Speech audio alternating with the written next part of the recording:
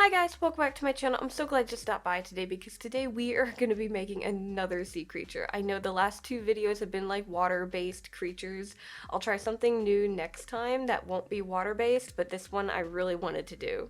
So I'm actually going to be making a really cool seahorse piece, one of those ones that looks like seaweed and really colorful and stuff. Before we get started though, I do want to mention that I kind of started something. I've been really nervous to do this, but I recently started a Twitch and I've been trying to stream right now just to get used to it every other week like I've been doing with my videos, mostly on the weekends, but I'm going to try and hop on more and more. Right now it's mainly going to be gaming and digital artwork and stuff like that, but I will get an extension cord so we can like move around to get further away from the desk and work on oil painting and even the art dolls themselves. So if you want to follow that, I have it added on my channel here. I don't have it in the description yet, but I do have it on my channel, so you can check that out. I'd love it if you guys would follow me and we can hang out next time I go live. Anyways, let's get started on the seahorse. Okay, so I think this piece is going to be more of a simpler piece, but with a ton of detail to where it's going to be kind of time consuming, if that makes sense. Now I'm going to start by showing you guys the sewing pattern, not because we're going to start on sewing first, but I wanted to show you guys the layout of how I'm going to do the body. And part of the pattern was actually figuring out the sizing for the head. So we're going to actually work on the clay head first. And then we'll work on a bunch of sewing. Trust me, there's a ton of it.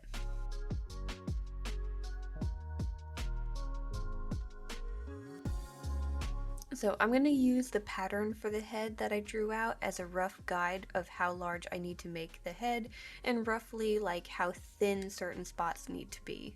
So for the base of the head, I'm going to use a lump of tinfoil, and then to make the large kind of snout little thing, I'm going to put a piece of wire into the tinfoil. I'm going to glue it in place, and we're going to build our clay off of that to make the snout.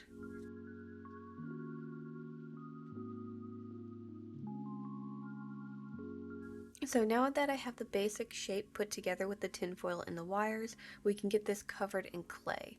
So I started by only covering the base section of the head because I wasn't quite sure if I was going to switch to my epoxy sculpt for the thinner section yet. So that's the main reason I didn't cover everything completely and then start adding details. So basically what I did was I covered this part and then I started adding the little details and shapes and textures and then a few little beads for the eyes.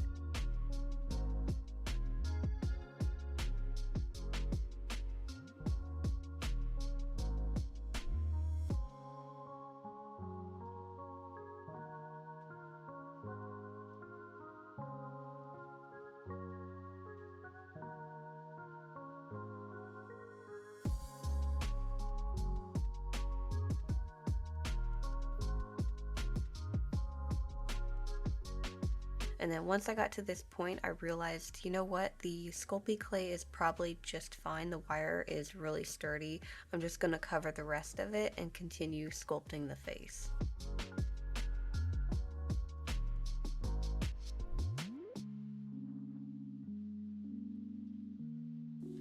And then for adding detail at the end, I really couldn't find any good reference photos of what the end of the snout thing looks like. So I just kind of guessed it, and I feel like I am wrong, but I ended up just adding two little holes and then just kind of adding a little bit of texture over the entire face.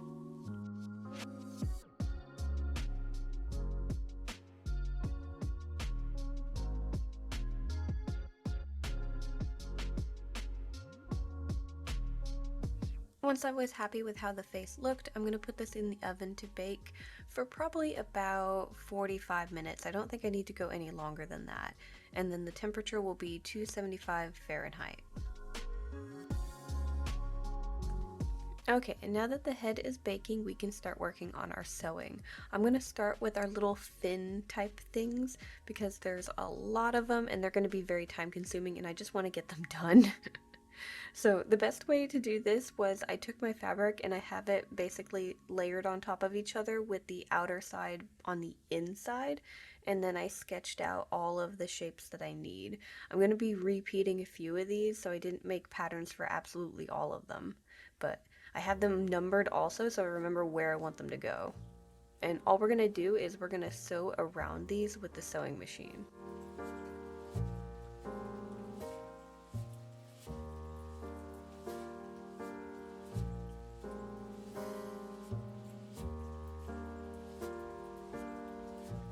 So I was hoping that what I could do was just cut all of these out and then flip them right side out, but they were just way too thin to do that.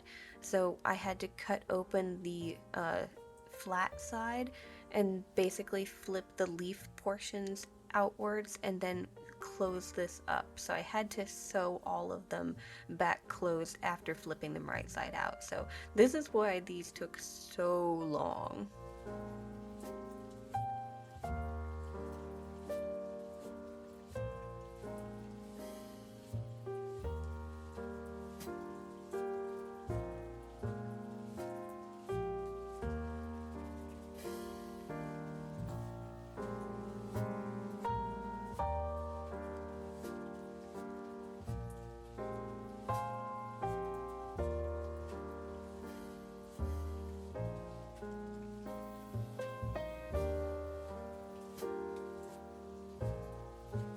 But eventually I finally got them all put together, and now what we're going to do is we're going to dye them because I decided to use fabric that I had instead of ordering it, which would have made it a lot easier because I could have ordered it yellow, but we're just gonna dye it. It's fine. So for these, I'm just going to mix up some water and acrylic to make a super quick dye, and I'm going to dunk all of them in the water, let them soak it up, and then we're going to hang them to dry. I might dip them in a few extra times in between drying, that way I can get more color to them, but yeah, we can still add more color once they're dried and we have everything put together, but for now I just want to get them yellow. It'll be a lot easier when they're not connected to the body. And then while those are drying, we're going to work on sewing the body. So the fabric for the body, we have a left and right, and then I'm going to technically call this section where I'm adding these fins legs, because these are going to be the fins that have wires in them, that way it can stand up. So the sides of the body already have that, but we need to have an inside section. So I'm going to sew these together, leaving holes for where we can connect to the fins. After that, I'm going to take our two side pieces and I'm going to sew them together at the top. Now you'll notice that there's a few extra fins sketched out. We're going to follow those. Once we're done sewing, we're going to flip everything right side out.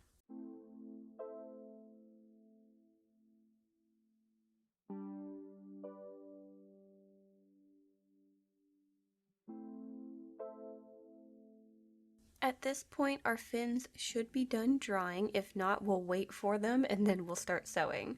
So I'm going to take the ones that are going to go down the back of our seahorse, and I'm going to sew those in place, including the ones that are going to go down the tail.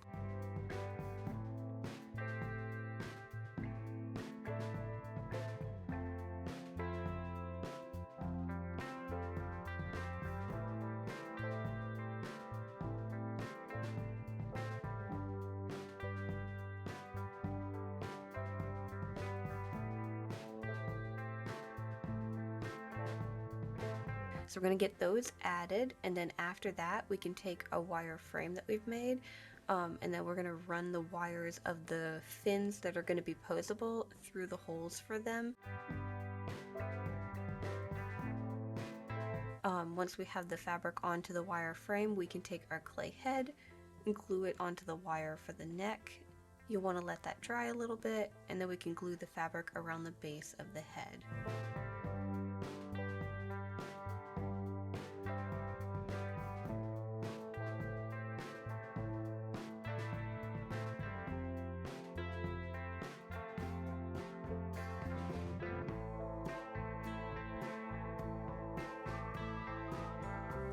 The fabric for the underside is going to be also glued to the underside of the head. So we've got an extra piece of fabric right here.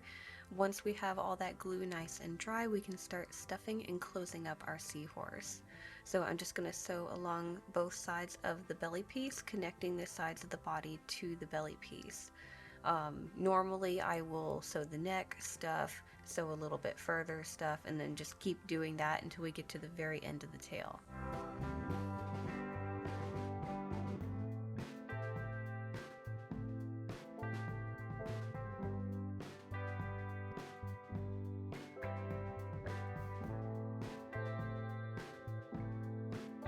Once I have the body completely closed up and stuffed, I can then add the fins that are going to be on the wire frame. So I'm going to just run these over and stitch them in place at the body.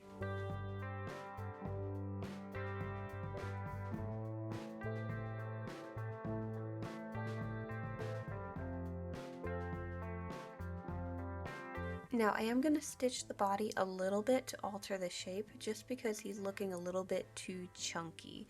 So I'm going to do that, and then we're going to move on to painting everything.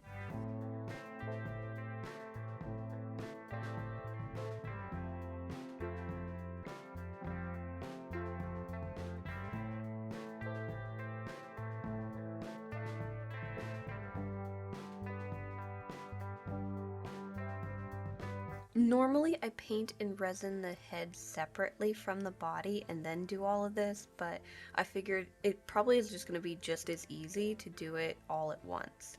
So first thing we're going to do is we're going to get everything completely covered with yellow.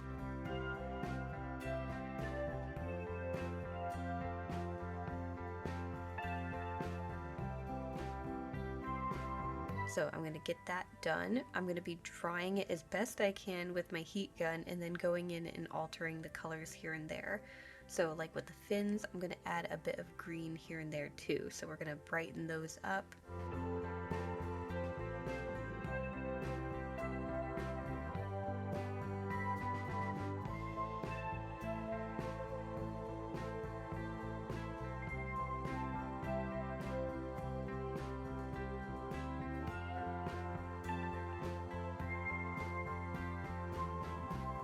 And then I want to add a little bit of shadowing here and there to give the face more depth.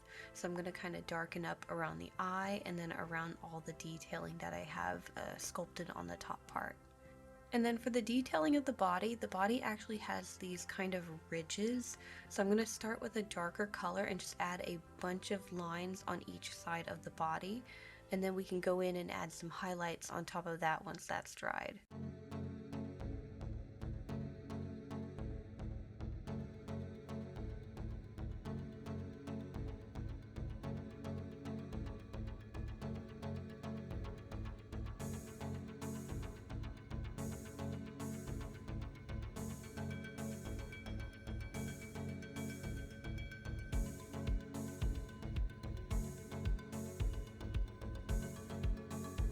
And then for the detailing of the fins, what I'm going to do is I'm going to take a darker green, not too dark. We don't want it to be like, pow, there's dark spots everywhere, but we want something visibly darker. So I'm going to end up making a bunch of spots here and there on all these little fin pieces, and then we should be all done.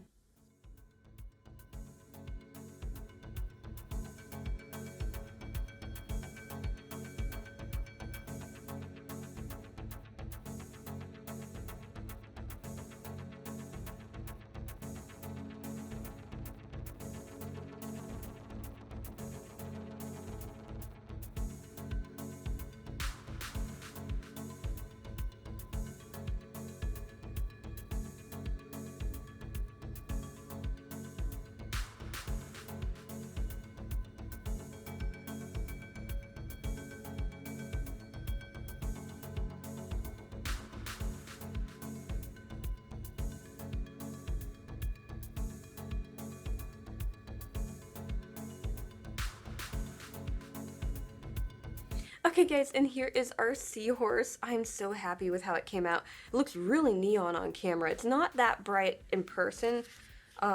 It's more of a muted color, but ooh, it's so bright. Surprisingly, this wasn't very complicated to make. It just took me forever to sew these, and then it was mainly painting everything. So it was pretty fun. Anyways, I'm going to have our little seahorse friend on my website, so if anyone wants to buy him, give him a new home, you can check that out. I also got links for most of my art supplies. Again, I still need to link the suede. I've been using it a lot more, so I should probably link it. Hopefully by the time this video goes out, I make the link. Procrastination. Ugh. But like I was saying, I have a bunch of art supplies links, so these are normally what I use to make my art dolls. So if you want to check those out, you can. Now, they are affiliated links, so if you do buy anything through them, they do help support the channel. Anyways, guys, thank you so much for watching. Make sure to like, subscribe, do all that fun stuff, and I'll see you guys next time. Bye!